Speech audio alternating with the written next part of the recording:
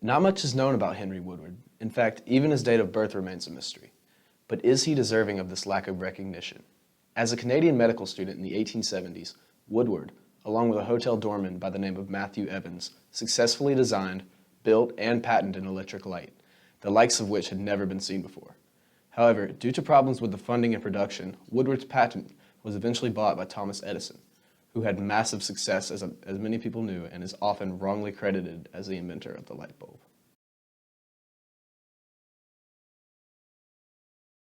Woodward's design, while simple, had never been seen before. It consists of a carbon rod placed inside a bulb, or globe as it was known by Woodward. The bulb is then removed of all air and filled with argon, an inert gas. When an electric current is passed through the carbon rod, it glows, and thus light is produced. However, this design is very different to the one we have today. To all whom it may concern, be it known that I, Henry Woodward, of the City of Toronto, County of York, in the Province of Ontario, Canada, have invented new and useful improvements in the art or process of obtaining artificial light by means of electricity, and I do hereby declare that the following, taken in connection with the drawings which accompany and form part of this specification, is a description of my invention sufficient to enable those skilled in the art to practice it. The first light bulb created by Woodward, as any first invention, needed to be refined. To fix the flaws in the light bulb, Woodward and Evans attempted to draw financial backers from both Canada and America. The pair were able to amass a small amount of money from friends and improve their design slightly, but as they attempted to reach out to larger, more critical investors, they failed to entice.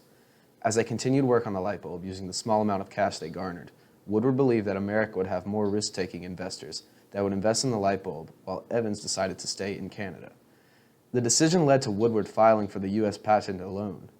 Even though he was in America and successfully filed for the patent, Woodward could not find any investors for 3 years.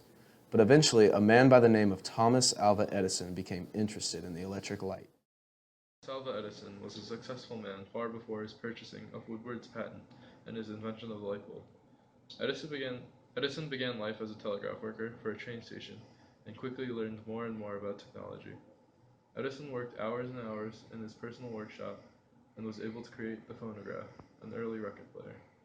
Using his previous successes, Edison was able to create his own wealth and receive backing from big bankers such as J.P. Morgan. As Edison continued with technological innovations, he came upon Woodward's. Edison's light bulb went away from using a carbon burner and used a filament to achieve a longer lifetime. The impacts of Thomas Edison's light bulb were immense in both business and social sectors. Having the ability to effectively imitate light during the night allowed for work to be done much more efficiently and was much safer than fire lanterns. The invention of the light bulb also allowed for the growth of many businesses and opened the world to the possibilities of electricity. Light also gave people more options in leisure time activities. The light bulb's main effect of extending the day led to longer work hours. Even though Edison was able to perfect the light bulb, his actions to prevent Woodward from receiving any recognition was the reason Woodward has remained in obscurity. During interviews and reports, Edison claimed to be the sole worker and thinker of the light bulb.